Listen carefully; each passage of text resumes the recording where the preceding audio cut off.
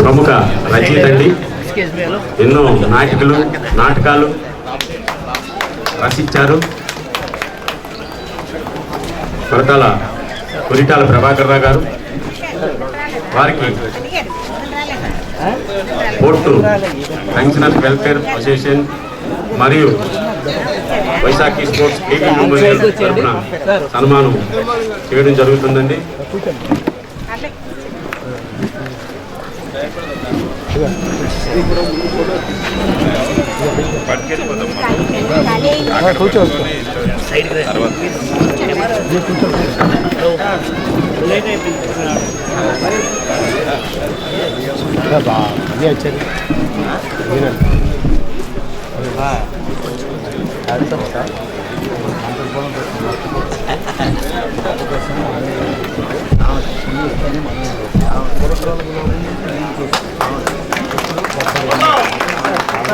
చప్పట్లు కొట్టండి సార్.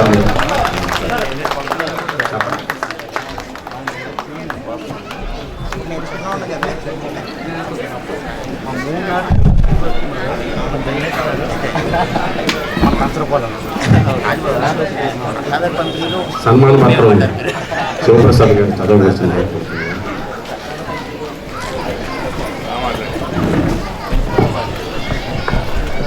ప్రముఖ నాటక రచయిత, నటులు, దర్శకులు, ప్రయోక్త, న్యాయ నిర్ణేత, అపార విద్యా పారంగతులు, నిస్వార్థ నిరాడంబరులు, సంప్రదాయ వ్యాస కథా నాటక రచయిత మాన్యశ్రీ కొరిటాల ప్రభాకర్ రావు గారు.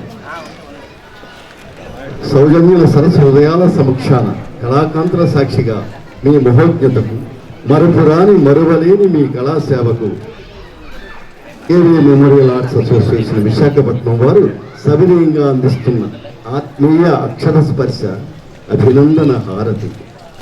కొరిటాల వంశ సద్గుణ తేజ ప్రభాకరరావు మహోదయ పుణ్య నదీమ తల్లి కృష్ణమ్మ జలస్పర్శతో పునీతమైన గుంటూరు జిల్లా పొనుగుపాడు మీ జన్మస్థలం.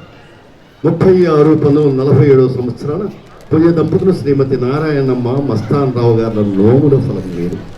ఈ భూమిపై విరజాజిలా విరిసి మహాలక్ష్మీ సమానురాలైన నాగమల్లేశ్వరి గారిని సహధర్మచారిణిగా పొంది విద్యా వినయ సంపత్తులు, సౌగంధ పరిమళాల జల్లులు, అపార విద్యా పారంగతులు మీ చిరంజీవులు.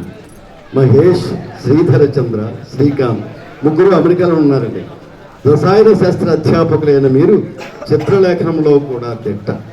సాహితీ సృజనకారులైన మీరు స్పందించిన విషయాన్ని రసాత్మకంగా ఎటువంటి సంఖ్యలను అనుమతించగా అధ్యయనశీలత, లోక పరిశీలనాశక్తి, భావనా పటిమ, స్థలకాలాలకు అతీతంగా ప్రేక్షకులను రంజింపజేయగలిగే కళారూపాలను సృష్టించారు.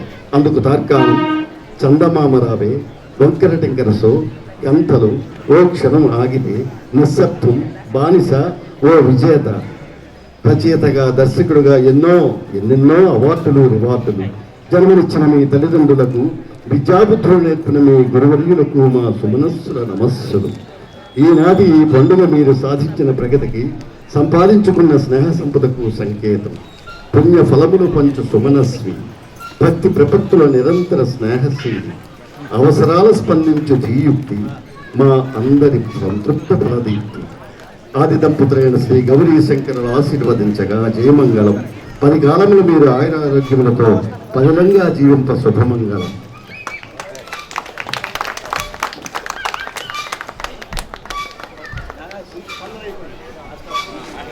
స్పందన ప్రభాకర్ రావు. ఒక్క నిమిషం సార్, ఒక్క నిమిషం.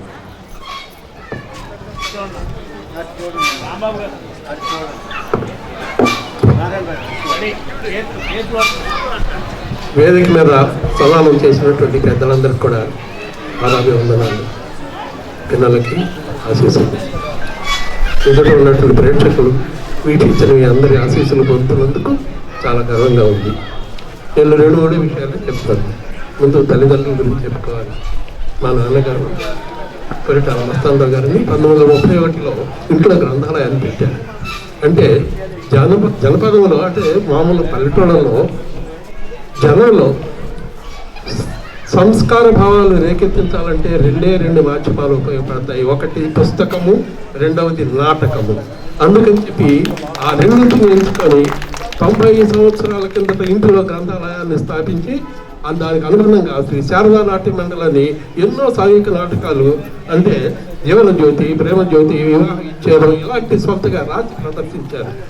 తలకు సాంస్కృతిక వారసత్వాన్ని గుడికి పుచ్చుకున్నాం. ఇంకొక విషయం, మా మేనల్లుడు చొంటినేని కిషోర్ అని మొట్టమొదటిసారి శివప్రసాద్ నాకు పరిచయం చేశాడు. అతను 8 గంటలు కన్యాశుల్కం వేయిస్తాడు. అతను కూడా వారసుడే. ఇక్కడ చెప్పాలంటే ఈ శివప్రసాద్ నాకు పరిచయం సుమారు 35 సంవత్సరాలు. మా సొంత మేనల్లుడు ఎలా ఉంటాడో ఇతను కూడా అలాగే భావిస్తూ చాలాసార్లు హెచ్చరిస్తుంటారు, నువ్వు స్మోకింగ్ చేయొద్దయా అని చెప్పేకంటే చాలా లైవ్లీగా తీసుకుంటారు. అదేవిధంగా నేను మరి 18 రాశాను, 2 వేలలు రాశాను, యువనిధిని ప్రకాశం అని, విక్రమోరసి అని ఒక షార్ట్ ఫిల్మ్ తీశాను, లవ్ సీల్డ్ ఫర్ ఎటర్నిటీ అని చెప్పి.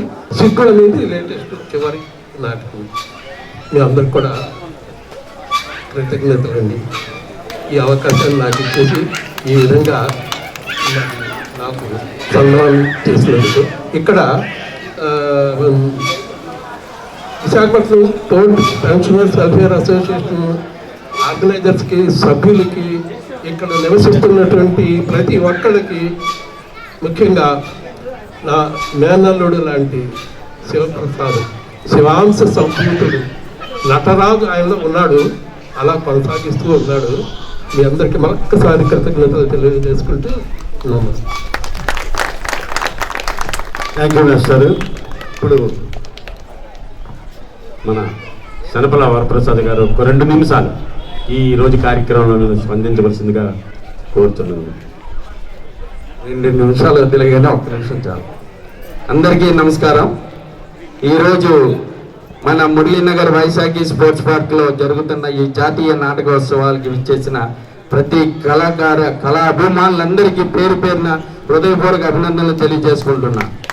ముఖ్యంగా మన మురళీనగర్ స్కేటింగ్ పార్క్లో ఈ మధ్యకాలంలో చాలా మంచి ప్రోగ్రామ్స్ జరుగుతున్నాయని అందరూ అనుకుంటున్నారు. మా వరకు మా కమిటీ కూడా పూర్తిగా చేస్తున్నాం. అందులో భాగంగా రాంబాబు గారు 8 నెలల క్రితమే నాకు కలవడం జరిగింది. జాతీయ నాటకోత్సవాలు ఇలాగా ఉన్నాయి చేద్దామని అని. కానీ నేను సరేనండి అన్నాను, కానీ ముందుకు వెళ్ళలేదు. మన గడ్డమ ప్రసాద్ గారు, శివప్రసాద్ గారు, రాంబాబు గారు కూడా ఇలా వచ్చి మౌళి గారితో రావడం జరిగింది. ఇది కమిటీలో పెడితే మా కమిటీ పూర్తిగా ఒకే ఏకాభిప్రాయంతో ఇక్కడ కార్యక్రమాలు చేయాలని మేము నిర్ణయించుకున్నాం. ముఖ్యంగా మా మాయ గారు, నాది మాధవదార్ గ్రామం, నేను మాధవదార్లో పుట్టి పెరిగాను.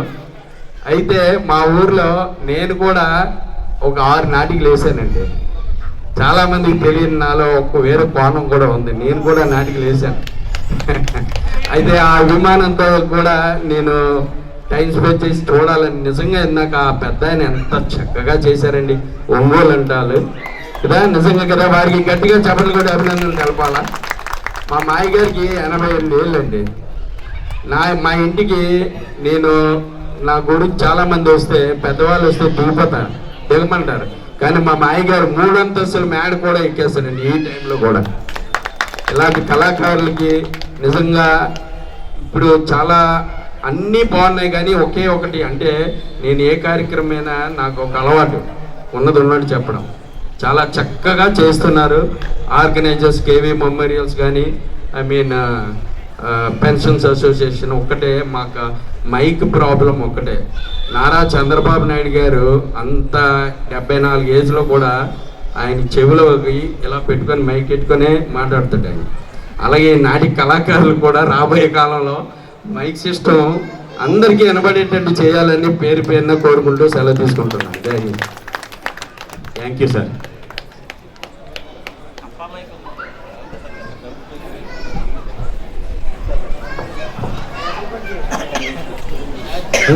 అందరికీ నమస్కారం.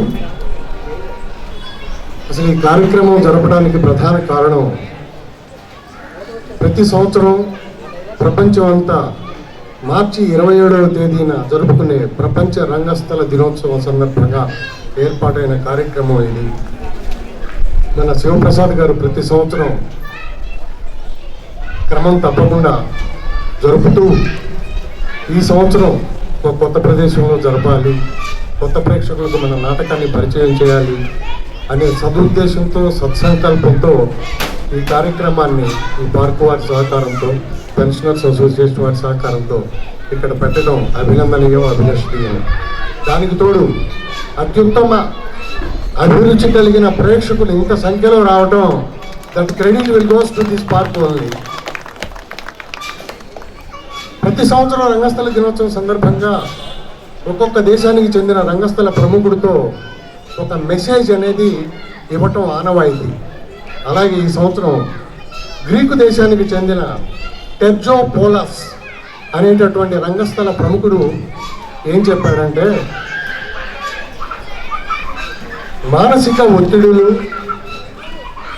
మీడియా ప్రభావం, ఆర్థిక అసమానతలు, స్థితిగతులు, వీటన్నిటి మధ్య సగటు మనిషి సతమతమైపోతున్నటువంటి ప్రస్తుత పరిస్థితుల్లో నాటకం ఒక ఆయుధమై, ఒక సాయుధ దళంగా పనిచేసి ఆ ప్రజల జీవితాల్లో మార్పు తీసుకురావాల్సిన అవసరం ఎంతైనా ఉందని నొక్కి ఒక్కడించి మరీ చెప్పటం ఈ సంవత్సరం సందేశంలోని ప్రధాన సారాంశం.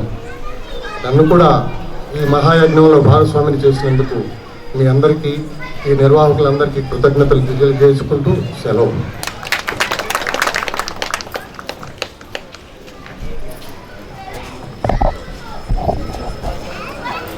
నాటిక స్టార్ట్ చేస్తామండి. వేదిక మీద వచ్చిన అందరికి కూడా థ్యాంక్స్ అండి.